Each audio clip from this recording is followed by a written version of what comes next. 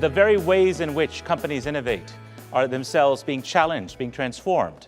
And sometimes this is not a good thing. Some companies are unable to keep up with this.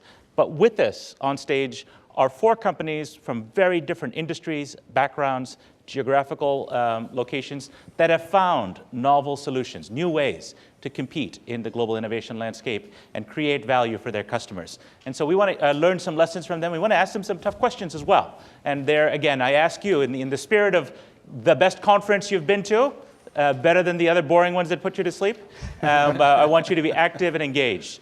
And so let's start with that. Let's start perhaps, why don't we start with William Harris? If we can ask in the far extreme, who's Managing Director and Chief Executive Officer of Tata Technologies, which is a part of India's leading group, Tata Group. Your company hails from India, obviously, but your division, which may be less known to some of our audience, is known for its expertise in what can be called frugal engineering. A lot of people would have heard about the Tata Nano car, for example, the cheapest production line car in the world, and so on.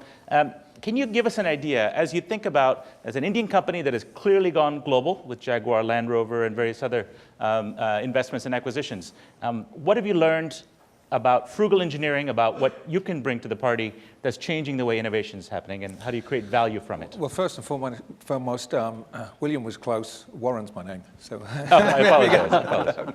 Let me get that right. You can call me Jim. Okay, Jim. In terms of our involvement with the Nano, we actually provided 65% of the resource. We were responsible for 18 of the 32 patents that derived on the program, and were pervasively involved in many of the decisions that allowed Tata Motors to achieve the 1 lakh rupee entry price, the $2,500 car. I think the things that we've derived from the program in terms of learnings, outside of the sort of frugal innovation frameworks that we've developed, that we apply to the support that we provide to customers in automotive, aerospace, and industrial machinery, is there's a couple of concepts. I think one, the Nano, in terms of its engineering success, was really driven by a very keen insight into the real need of the customer. The understanding of what the customer needed, understanding what the customer wanted, and most importantly, understanding what the customer could afford was pervasively referenced throughout the program. So developing a very keen understanding of what the specific requirement was very important. I think the other thing that was very, very important was that in the West, we tend to generate demand through additional features and complexity. Through gold plating, in a way. Adding additional features. Adding additional features, and, right. And platforms are developed in order to be able to support multiple variants and the complex capability that's intended for the future. With the Nano, what we really focused upon was the core functionality that we wanted to support, and then we cost optimized for that core functionality. Right. And so it was a really an exercise in really identifying what were the most important things that we needed to protect, and then optimize in and around that. So you identified a couple of themes here, right? So I think I'm hearing you say that when you innovate for developing markets, you may need to think about things quite differently than when you innovate in developed markets or in existing markets with purchasing power. One of the classic mistakes that companies make, of course, is they bring their successful products laden with features and so on to developing markets and try to strip them down and still sell them at too high a price. Defeatured, unattractive, underpowered pigs that are being peddled. And the lesson I think we've learned in the last 15, 20 years from developing country innovators, like Tata, but others as well, is that you need to take the customer needs quite seriously and start from the bottom up, looking at whether it's the bottom of the pyramid or the next level above with the middle classes. Agreed. And it seems that's one of the lessons we're hearing with frugal engineering, with your developing country consumer in mind. Yeah, there's that classic example of Ford in the 90s, where they took an existing product that had been developed for the US, right, and they decontented the vehicle for the Indian market. And one of the things that they did was they dialed back on the power windows. They took the power windows out of the rear of the vehicle and kept the power windows in the front, not realizing that in India, the $15,000 price that they'd positioned against this product was a fairly generous price for the Indian consumer. So the buyer is sitting in the back and the driver is sitting in the front. Exactly. Right? Exactly. Right. I mean, this is the lesson even at the high end. BMW learned in China, where they, because of the demand, and Audi, other high-end car companies, because so many of the cars were driven by either executives or officials in the back seat, they created longer wheelbase vehicles with more room, more leg room, and more comfortable back seats. Now, they could have done this in the US or in Germany, but the demand was so great and the willingness to pay and the consumer level of fussiness, what the consumers demanded, and wouldn't accept lower than that, actually persuaded them to make the investment. And now that product is sold around the world. And so we're seeing this kind of multiple flows of innovation, what's been called reverse innovation, is beginning to happen. I want to move along from this, but I would be remiss if I didn't press you on one question, and that is the Tata Nano has not been the commercial success that people proclaimed. It was not the market disruptor of all things automotive. Can you tell us what went wrong, or to put it another way, what's going to go right in the future? But why why wasn't it the breakthrough that you had hoped? Well, I think the primary issue, the primary thing that they got wrong was that the innovation that drove their ability to be able to achieve a price point of $2,500 was not carried through the entire value chain. So in terms of marketing and positioning, they forgot the important component of aspiration. And so nobody wanted to be associated with the world's cheapest car. When you're offering up a dowry for your daughter, right, the last thing you want to be able to do is include the cheapest car in the world. Right. So I think even though its levels of safety, for example, were leapfrogging up from the cheapest cars around it, there were elements of it that made it quite desirable. But the positioning, the aspiration, it was a marketing failure, certainly. That's certainly my perception. Right. Okay, well, that's a very interesting observation. No, just one point on that. Many of the concepts that were derived on the Nano have translated into the lightweight commercial truck, the Ace truck. And that has been a phenomenal success. They're currently producing 350,000 units a year. So right, the value that was derived has certainly not been lost. Great. Let's turn to the next person in our firing line today, Mehmood Khan, Vice Chairman and Chief Scientific Officer for Global R&D at PepsiCo.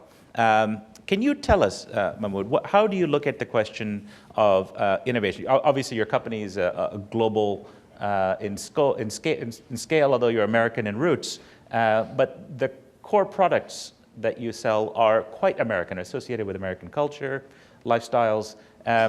What have you done to cater to local tastes, and how much of the innovation that you come up with is done in your labs in the US versus maybe R&D labs or focus groups around the world? Give us a flavor for how that works. So if you think back 10 years ago, historically, what you just said is we were a US-centric, primarily US product consumer company that took our products and then took them around the world. That was a model that worked for us for decades. Right. The same beverages, our Lay's products, our snacks, etc. Actually, that's not true anymore. If you were to go, if you think about the products that are within our portfolio, most people recognize Pepsi and Lay's. Well, Quaker Foods, Tropicana, Gatorade, yeah. Sabra hummus, it's a Pepsi product. If you go to India, one of the leading snacks in India is Kurkure. It's actually sold only in India and just got introduced into Canada, into Toronto. And it was created by us for the Indian market. Now, Quaker, building on that, you think of Quaker as oatmeal. You go to China, you'll find Quaker congee. You go to Philippines and China, we heard from the Chinese consumer, yeah, we don't need a sweet cereal in the morning, and I don't know what porridge is. but can you give us oatmeal that we can actually drink out of a bottle? Now, for a lot of Westerners, the idea of oatmeal out of a bottle that you drink, because that would have been the old way, that would be a very Chicago or New York-based centric thinking. Right. We actually launched for the first time in Mexico and Philippines a drinkable Quaker Oats. So the notion that we're taking is actually a very old notion. I'll give you a laundry list of products that were created for emerging markets by us leveraging technology globally. And that's the key thing. How do you leverage our global scale and capability, leverage technology, we look at that as a chassis, and then translate its expression for the consumer. I always, when I teach this, I said nutrition is ubiquitous. We're all humans, have the same biology. Diet is very local and cultural. So we shouldn't confuse nutritional requirements with how it's expressed in our diet. Everybody's diet is different. In fact, even in the US now, we're developing products which are specific for Hispanic consumers versus Caucasian consumers, even within the US. So there's no such thing anymore, essentially, of a, quote, American consumer. For us, innovation also is, we're a vertically integrated company. So let me illustrate that. We breed our own germplasm for our potatoes. We create our own seed potatoes. We then contract those to farmers who grow them for us. We process them, we package them, we distribute them. A Pepsi person puts them on the supermarket shelf. If we were a computer company, we'd be taking sand and creating it into silicon chips.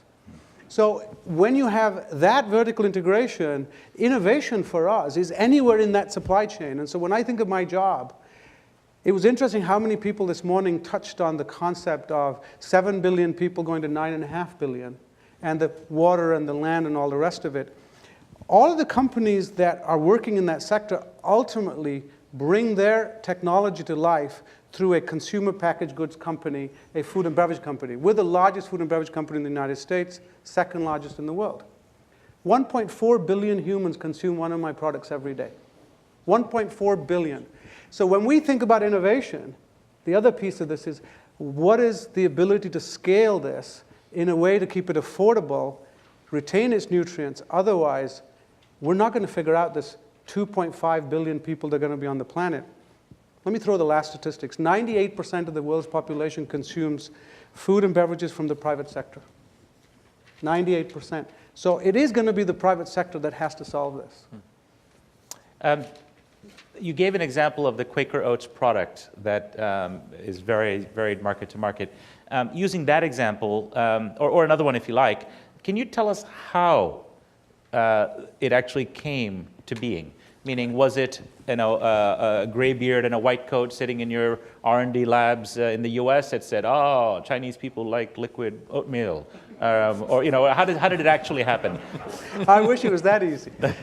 First of all, again, historically, we would have 90% of our R&D resources and our insights work sitting in New York, Chicago. Chicago, just down the street, is the headquarters of Quakers. And you'd have primarily American, Western European trained scientists and marketers thinking about what the world should have. It's gone. That's the way it used to be. We now have our largest R&D center outside the US is in Shanghai.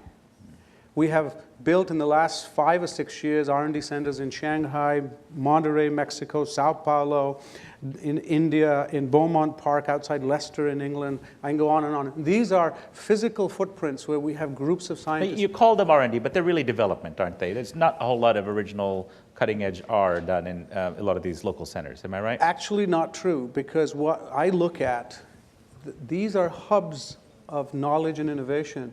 What we also want to do is leverage the ecosystem. Let me give you an example. We chose to build our global headquarters of what we call value engineering in Delhi, not in the United States. And what the Value Engineering Center does is it takes major capital assets that we have around the world, and we take that, an example of an asset, maybe a food production line typically costs $30 million per line. A cooler that we're in discussions with a number of companies might cost thousands of dollars. And we ask the question, why does a refrigeration unit that costs $600 to $800 if you go into a grocery store, when you can build a car for $2,500?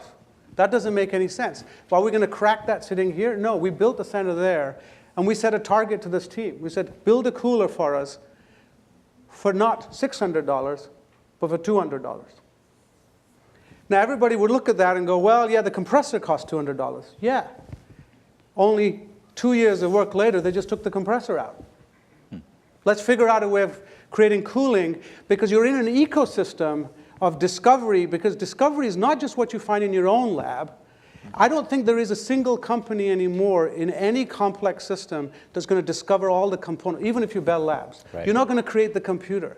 And I think as the head of R&D, and now my role as vice chairman as I look across the enterprise, you have to get out this mindset, what are our labs going to discover versus what are our scientists going to discover? And they're going to discover it in the ecosystem. Let me leave you with this. In the last 48 months, we've signed 50 contracts with outside universities, technology companies, and suppliers. That's one new contract every 30 days outside PepsiCo. That is the influence we will have on the ecosystem of innovation, not just internally, but this is a multiplier effect. What we do will impact what our technology partners are going to work with us on. And that's going to be coming to life in what the consumer sees. So I would challenge your assumption that it's not just development. In fact, discovery is happening in these ecosystems in very broad ways. Who knew fizzy drinks were so innovative, right? Great, thank you. And in fact, the point that in a sense, you're describing how you're opening up your innovation process. Let's remember that Bill Joy, who is one of the co-founders of Sun Microsystems, said many years ago that the smartest people in your business don't work for your company any longer. You need to think outside your company and find ways, intelligent ways to connect with them. And I think that's truer than ever. He saw the future very presciently. Let's turn to our next panelist, Shane Walls, Chief Strategy and Technology Officer at HP. Shane, you've heard from our earlier speakers now about the globalization of R&D and of innovation, about frugal engineering. Can you tell me, as a company obviously with a global footprint, a very famous legendary brand, but also one that's facing disruption. You made your stock and trade with PCs, and the industries being disrupted by Chinese upstarts, Lenovo in one case, but also changing patterns of usage, other kinds of devices. So where do you look for innovation, and what are you learning from around the world as you come up with the next trick? Yeah, so the way, first of all, I think the way to look at it is when you think about designing for local markets, the first thing you have to do is not assume that local markets means cheap, that I had to strip features out in order to hit something at that price point. I mean, local markets really does mean just that. It could be Western Europe, which will have a different set of needs than the US. It could be the Middle East. It could be Africa. It could be wherever. But they're local, unique needs. And so when we look at it, I kind of put it in, what are we doing today? And then what are we trying to get to? And what we're doing today is you kind of put it in two buckets. One of them is you try and do distributed design based on market needs. In other words, you put your engineering teams where you see the biggest possibility, and then you ask them to do design for those markets. I think what's gone away, certainly has gone away within HP, is the notion that you would have international labs and they end up being designed, to your point, and you outsource pieces of that to them. That fails. It fails every time. Why? Why does it fail? Because what you're doing is you're asking them to do a piece without context and without understanding of how it impacts what they're doing. And so you ultimately end up with unmotivated employees who end up being stolen by the local companies. So what you have to do is put functions in there that are for that market. So for example, we have a large Bangalore facility, and we do design in Bangalore for India markets. Or we have a Shanghai lab that does Shanghai design. So you distribute your design as much as reasonably possible, but then you try and centralize as much of your supply chain in order to get maximum economies of scale. Right. So that's what we're doing today, and that's the way we approach, I'll give you a perfect example of something we do in India that, if what you try to do is just look at it from a pure cost standpoint, you would absolutely miss this, is in India, because of regulations and taxes, cell phones end up being taxed in one particular way. Well, there's a definition of a cell phone, and a cell phone is something that is 5.5 inches or smaller. Well, it turns out the big thing that was selling fantastic there was actually a 7-inch what we would have called a tablet that you put phone functionality in. You would have never known that unless you were in that market and you understood and you designed for that market. I see. Now, to us, it looks foolish, but when to them, it's very cost affordable, and they have a full-featured phone. Right. So, can you point to any interesting products or services that have come out of some of these regional centers? You mentioned Bangalore, I'm sure you have others, that have actually crossed the national border and become something that is relevant to other markets? Or is that really not the way that you think about it? You really think in India for India? no, I mean, they absolutely cross the markets, and they cross, frankly, in somewhat unpredictable ways. We, for example, have a design center that will sit in Shanghai, and Shanghai will have some interesting notions that will come up for the local Chinese market. But those features will end up being in demand back in a US market or a European market. And we've done that with several PC models, for example, that we thought would be very unique to China, and those things would come back into Western Europe or into the US. Right. And the way we do it, the way we kind of determine that is you have a sales force that's distributed worldwide, and that sales force has the freedom to choose where they pull the products. So there may be a US-based sales force, and they may predominantly pull from a US design center, but they can also pull them from other design centers, and then with some degree of customization, usually at distribution centers, then they can use that to go to market. I see. Okay, well, great. Let's turn to our final speaker, Pin Ni, who is president of Wanxiang America. Now, Wanxiang, for those of you who don't know, is a Chinese company based out of Hangzhou, China, that has acquired several dozen, at least, companies invested in with great success, even though sometimes you hear a lot about the backlash against Chinese companies investing in China. This is probably the textbook case of one that's figured out how to succeed in America, including very recently A123, the battery company that was in the news that went into bankruptcy, but that I was just at their offices in Detroit yesterday, where they've turned it around with Wanxiang as the investor and selling, including to China. So I want to press you a little bit on, and also you and your company are known for keeping relatively quiet. And so during all the Huawei backlash in Washington, you managed to survive the various critical gazes and xenophobia. How have you done it? First, let's start with how have you managed to acquire this quite impressive portfolio of companies, particularly in auto and related sectors and clean tech in America, without prompting the kind of backlash we saw against CNOOC, the oil company that tried to buy Unocal, or Huawei in recent years? Yeah, I would say it's not that complicated, frankly speaking. We're in the windy city, so the political wind is always blow this way, that way. It doesn't really matter at the end.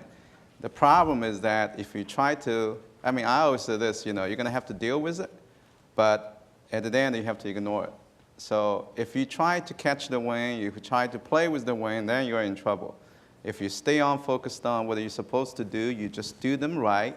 And the nice part, I was in New York last month, and PepsiCo CEO was there in another conference. And the people ask the same question. I say, the nice part here, at least we have the rule, okay? So CFIUS, as an example, a lot of people challenge that. And I told everybody, I think with the rule is much better without a rule. So with the rule, CFIUS is the government agency, of course, that reviews foreign investments and sometimes blocks them. Mm-hmm. Yeah, so I was joking with everyone. I say, all I need to do is just hire a more expensive lawyer. That's all it is. Right. Okay, so you like the rules, and you think that you figured out how to play by the American rules. And getting expensive lawyers and lobbyists as well is clearly part of the American way. So I didn't say the lobbyists. You have figured something out. There's a thin line between those two things, by the way. All right. Now, but let's talk about China, right? Sure. Your company is very well connected in China. Wanxiang is a very successful company, arguably the largest independent auto parts company in the world. And it's a private sector company. But again, one that has benefited from having very good relations with the government. I think it's fair to say. It's not a state-owned enterprise, but one that has always known how to maintain good relations. has that really been the explanation for why you have succeeded so far, or is the picture changing? How is that changing over time? Oh, I would say, again, no different, compare China, USA. As an example, when we started in 1969, private business was not even allowed legally. So it was very difficult. And you are just against all the odds. I remember, our chairman was featured on the Newsweek cover. That cover got him into trouble because, seriously, when we got the Newsweek people come in, we didn't recognize they're going to put him on the cover. So he did put him on the cover, and the picture was okay. But the language on there was wrong, say, making China work against all the odds. So that was 1990. And inside of that magazine, his picture was on the top, but the premier's picture is on the bottom. That's totally wrong in China, right? But again, the wind blows, and now yesterday was going this direction, so you're against the wind. Now, just like you back and forth between China and USA, you're going to have a headwind, you're going to have a tailwind, just all depending on the time. So now it becomes the tailwind. And the government tried to promote the business, and now you just have to do your job. So I don't think necessarily that much of a difference at the end. The key issue is that can you be transparent? Can you be consistent? Can you take care of your people? Can you take care of the customer? If you can balance all the interests among all the parties, I don't think at the end you're going to be the enemy of anybody. Your company has made a big bet, in particular, on clean technologies, for automotive particularly, but also the related battery and so on, the ecosystem. This is an area the Chinese government wants to succeed, right? So they're putting lots of support, policy support, and other kinds of support. Can you tell us, people who are environmentally minded like this, they wish America would do more of this. They think China is sure to succeed. I live in China, and I must say I have some doubts about this approach. Me too. And so, yeah, so tell us, how is it really going to shake out? Because we're close to the automotive heartland of the U.S. as well. And so, what works when government is your friend or wants you to go in a certain direction, and what is unhelpful, as in your company's experience?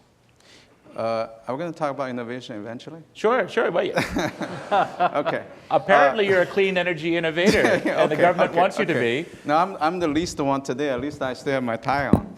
So anyway,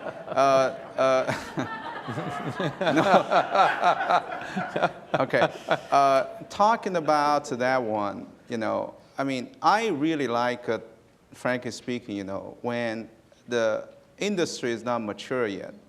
The government help, in many aspects, will help industry to get to that level. So first of all, I agree with that. Secondly, I saw some statistics in the United States. 65 or 70% of people who won a lottery end up with bankruptcy, okay? The problem is not about the policy. The problem is, do you know how to deal with the money when you're not ready yet? So that is the lesson, no matter where you go. In China, in the United States, it's the same. So we're struggling. A123 example, they got a lot of money, right? Yeah. But did that money help them or hurt them? You can debate, no question at all. In the wintertime, when the temperatures are low outside, the worst is you get excited and to take your clothes off, go outside, dance. Pretty quick. You're going to run out of your energy, right? So the best one, you stay down and you hibernate. But you can still debate whether, when the spring comes, you're still hibernating. So you're not ready yet. So there's no perfect solution here. But the point is that anything that, depending on the government policy, that's not a business. Let's just be candid. That's not even a business. It's just some dream, okay? So we all have a dream. We all need to be there. It's okay. But the question is how far you will go with that. So that's the reason I was echoing what you were saying. I said, I agree with that. And right now, the China market in terms of electrical vehicles is way more than what we're seeing here because the government policy works. But what bothers me is that when time comes 2020, let's just see if that policy stops. Now, what are we going to do with that? Are we going to see the cliff? Now, that one comes to the question, is the technology going to lead us there at that time that allow us to have a battery that can really survive without any government money? Honestly, I don't think we're there yet. Are we going to be there? I truly believe we're going to be there. Are we going to be the one get there? I hope so, but there's no guarantee. Now, Pin, you challenged me on whether I was really talking about innovation, but I would argue that your response was a very eloquent statement about how innovation really works and how it doesn't. I'm going to go to the audience now. Let's go to the polling question. I know you've done a couple of these already today, so you guys know what to do. If you go to the URL that you'll see up on the screen, the question in front of you is, what do you find to be the most challenging aspect of making innovation happen in your company? And we have 5 options for you to choose from. And we will give you a little time to go on, click, make your vote. We also have results from a PwC survey of 1,700 executives, and we'll compare and see how our collective brain trust here in the audience compares and computes its answers against what PwC came up with.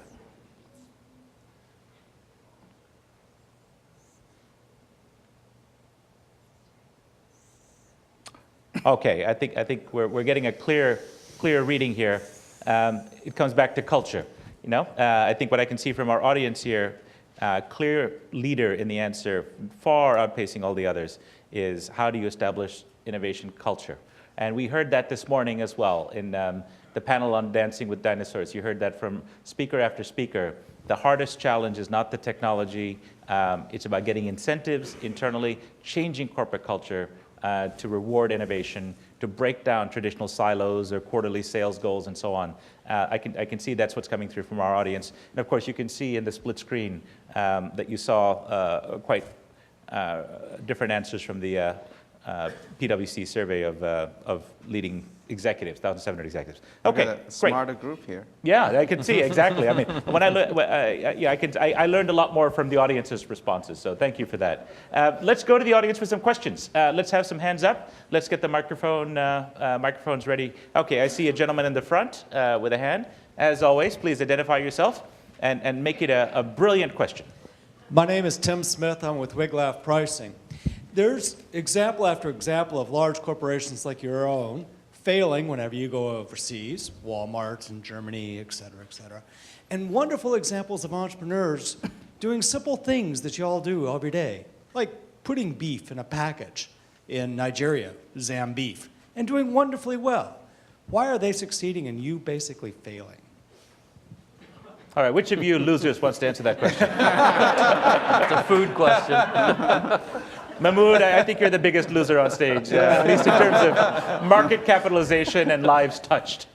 So I would actually challenge that premise. If you think about, and I can only give you the PepsiCo perspective, we operate in 200 countries, 198 to be exact. There's only 2 countries on the planet we don't have an operating business on. One is North Korea, the other is Cuba. Every other country we operate. So yes, we are there. Second is, in the products and the categories that we have the right to succeed, we absolutely do launch. We've shown you that. Let me give you an example of how quickly we now innovate. That's not been our history, but things have changed. We designed a completely new product, and people will be surprised, it's a food product, on a computer. We modeled the entire product and the eating experience on a computer using computer modeling. Hired the best computer models, including all the processing technology. That product had been designed and 3D printed before it was ever reached a production line. Then we took it to consumers to do that. Now, the bottom line is we were able to launch that product in 22 countries in 24 months. That's a brand new launch in every 30 days with a full, and this is not launching a software program. This is a full production of a food process, which means agricultural supply. One of the things I've found interesting is we talk about centralized supply chains. You can't do that with the food industry.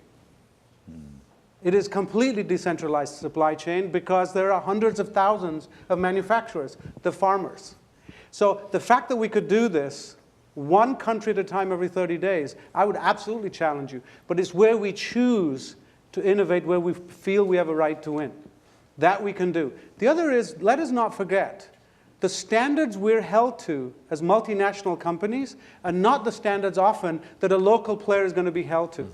In fact, one of the values we bring in terms of the food and beverage industry is when we come to a market, we tend to force the local enforcement of regulations and quality standards that are global standards to lift, because we've reset the bar. And that is one of the reasons why we just can't enter as a very local player on a local innovation, because the supply chain, the standards, the safety, food requires very, very different ways of handling. It's not something you can store in a warehouse for the next 12 months. Yeah, the thing I'd probably add on to it, and I don't think you meant solely to be in the food, you're using food as an example here, right, is, certainly in our case, succeeding in local markets has not been an issue. I mean, so, we're not in a position of say a Walmart who became really big in one country, and then, or an Amazon you could even put in that category, or Google for that matter, right? We were a company that, started 75 years ago and has had a long history of, actually doing product design and innovation in local markets for those needs. So today, vast bulk of our business, 70%, over 70% of our business is not in the US. So we actually get driven more from the international markets about what those needs are.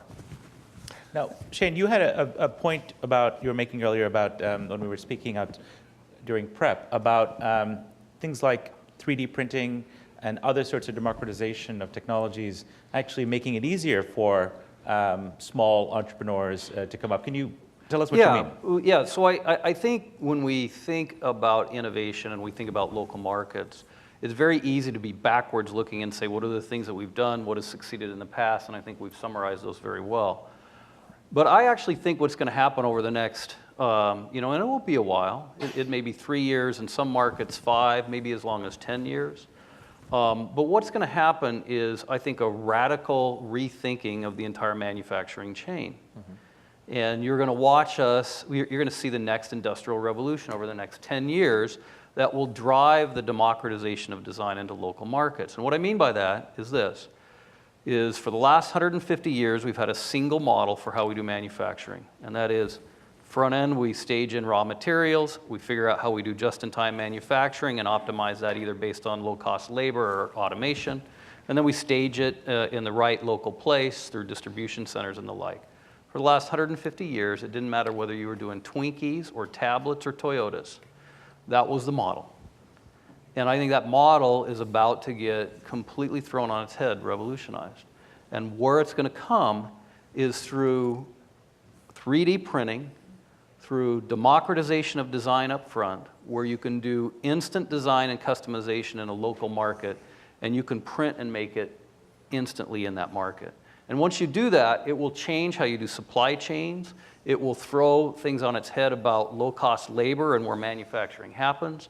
And I think you'll see a radical rethinking of manufacturing around the world. Even for your business. I mean, your business... Especially for our business. Fundamentally, I think if you look across your particular industry, most of the world's devices are made within 100 miles of a particular spot in Shenzhen, China, by some of the world's largest contract manufacturers, like Foxconn, which is a Taiwanese company, and made it very efficiently. All our iPhones are made in China, by and large, and so on, right? And they do it very, very, very well.